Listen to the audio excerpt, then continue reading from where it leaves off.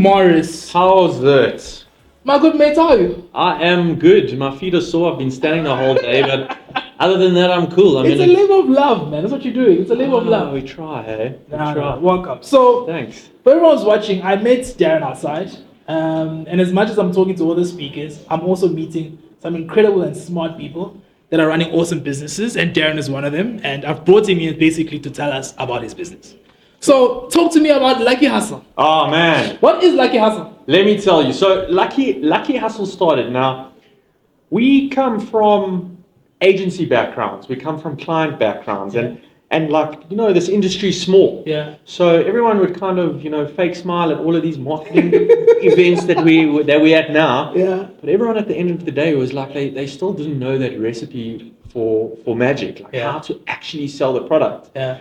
And a lot of us were talking, in our little industry WhatsApp groups, and we were like, the industry should do this, it should do that. And then we decided, well, why don't we do it ourselves? So Lucky Hustle was born. Okay. And this was 3 years ago. And what we basically did is we stopped focusing on making things pretty. And I think this industry's been quite obsessed with that. It's all about being pretty. It's all about winning lorries. It's all about winning awards.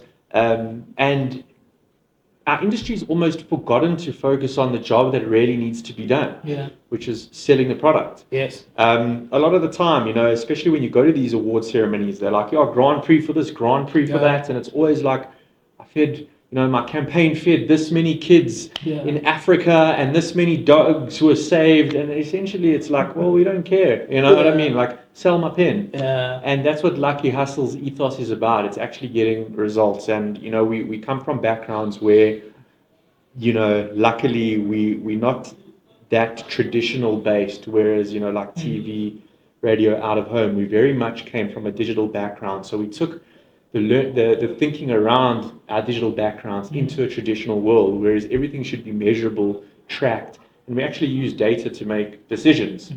So, for example, when we go into meetings with CMOs, we tell them straight, great that you're a CMO and you've studied for all these years, so cool, you've climbed the ladder, that's amazing. Yeah. But it's like, how do you know that piece of creative is right for your audience? That's the question. And you don't. Yeah. They don't. And a lot of the time, I've sat in meetings my whole life, and it's like, the agencies put together stuff and people have gone, wow, and a lot of the time, CMO or somebody up there will go, no, I don't like it. It's like, why don't you like it? But you're not your audience, and that's what Lucky Hustle comes to the table with. Yeah. We actually say, well, all your thinking is based on assumptions. This is what your audience is thinking. This is trialed and tested.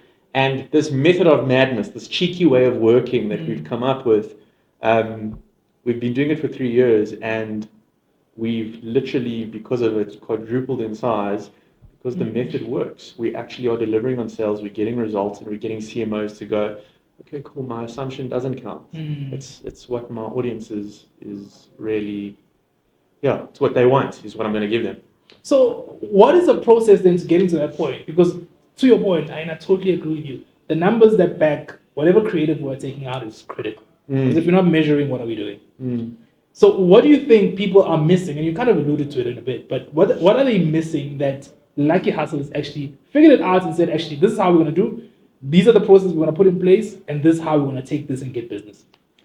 So I think what everybody's missing is everybody kind of focuses on getting the job done. And everyone's so focused on their deadline. You've got to get this for the 1st of October. We've got to do this for the 1st of November.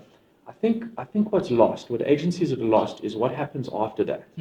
A lot of the time, the focus is on getting work out there.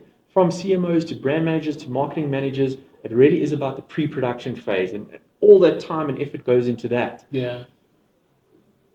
What I suppose the process that we like to use is what happens after that. Essentially, how did that piece of artwork perform? How good are you as a marketer? How did that that big campaign that you spent all your millions of rands on actually perform? And then that's what we do, is we take that data and we analyze it, and we break it down, and we A/B test it, and we literally dissect it, so that when we flight the next campaign or the current campaign, when we optimize it to it, you're actually getting those results. And who are your current clients that are basically seeing the upside of working with you guys? So we've just won 3 new ones. Yeah. One is OTT. Lovely. OTT is a beautiful mass market brand. Really, what a cool company. Really growing, their business day by day. Another one we've just got on board is Vita24. If you haven't heard of them now that they're with Lucky Hustle, you will. They're a brand new hydration drink. Very kind of, coming on board to take on brands like Powerade, Energade, because they've got no sugar, no calories, and actually do have the good things in them that aren't going to make your kids feel like they're on cocaine. Yeah. And Xiaomi, the one of the challenger brands.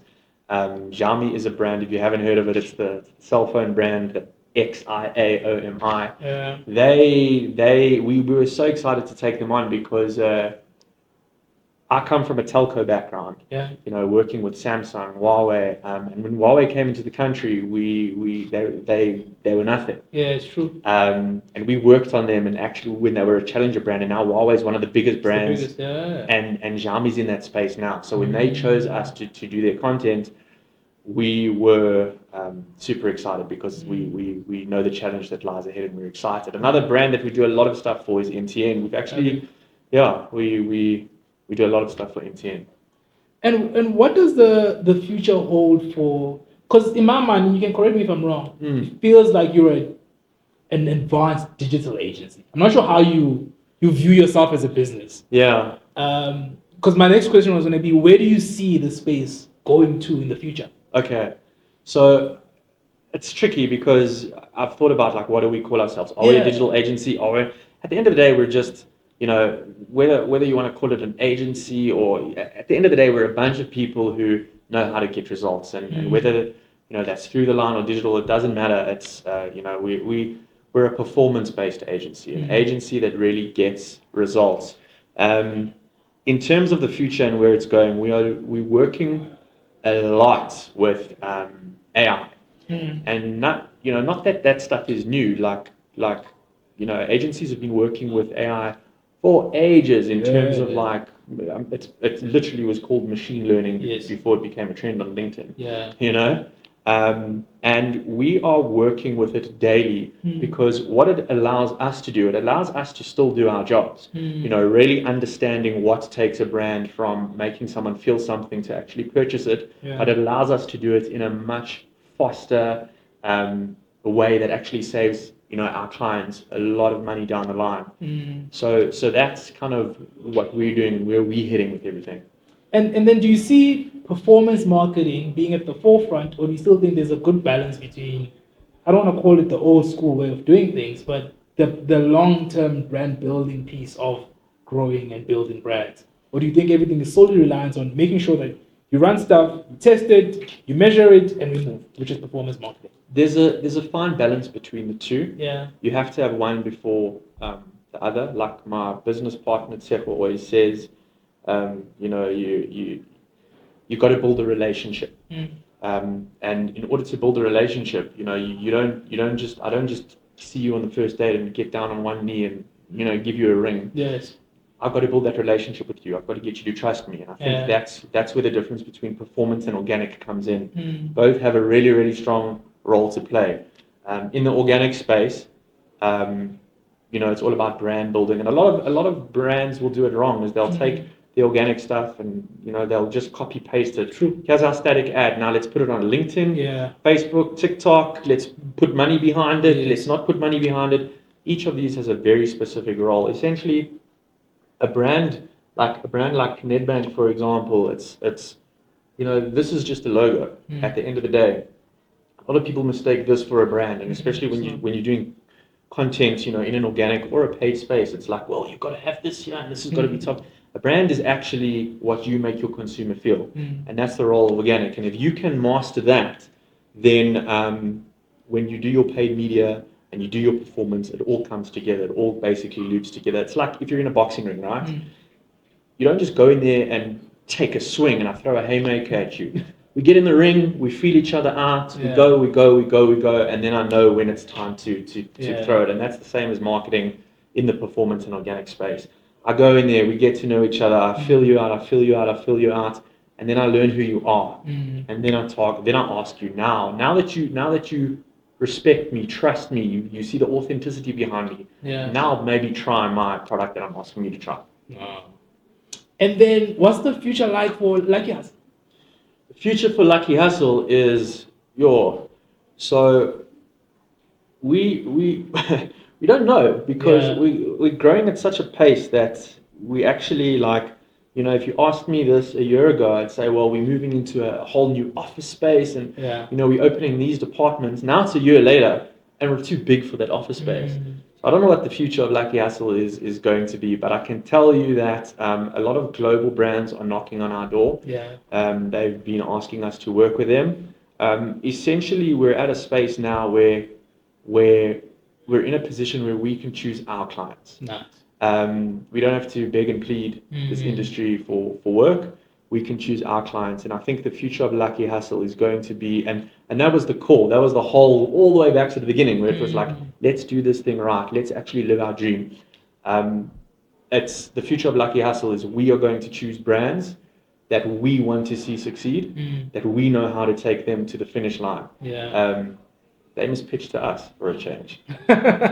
All the best, my good friend. Thanks, all the best. man. Thanks for sharing a lot about Lucky Hustle, and all the best. Thank you so much. Super, man. Cool. Cheers. Sweet. Cool. Done.